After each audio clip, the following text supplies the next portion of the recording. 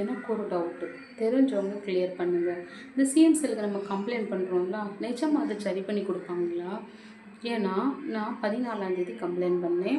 24ஆந்தேதி எனக்கு மெசேஜ் வந்துச்சு. 1 மந்தில் உங்கள் பிரச்சனையை நாங்கள் சரி பண்ணி தருவோம். 24ஆந்தேதி ஆக போகுது. அது ரிலேட்டடாக எனக்கு இதுவரைக்கும் எந்த மெசேஜோ, எந்த காலோ, எந்த என்கொயரியுமே வரல. இப்போ எதுக்கு நான் சொல்கிறேன்னா, நான் போன 2023 ஃபஸ்ட்டு கம்ப்ளைண்ட் பண்ணேன். இதே சேம் கம்ப்ளைண்ட் தான்.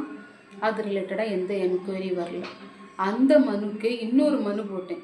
சார் நான் மனு கொடுத்துருந்தேன், அது ரிலேட்டடாக எந்த என்கொயரியுமே இது வரைக்கும் வரல. அப்படி நோ யூஸ். இது எந்த கம்ப்ளைண்ட் சரி பண்ணி தரவே இல்லை.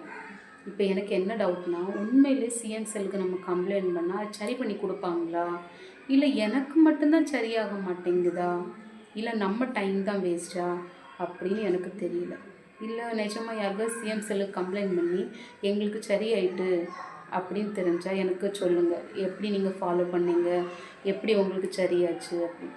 ஏன்னா நானும் அப்போ அதே மாதிரி ஃபாலோ பண்ணுவேன். எனக்கு சரி பண்ணுறது பண்ணாதது 2வது விஷயம். நம்ம கம்ப்ளைண்ட் கொடுத்துருக்கோம், அது ரிலேட்டடாக யாராவது பேசலாம்.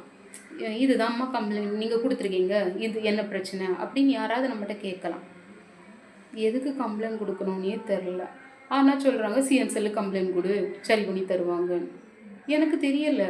இதோட 3 வாட்டி நான் கம்ப்ளைண்ட் பண்ணிட்டேன்.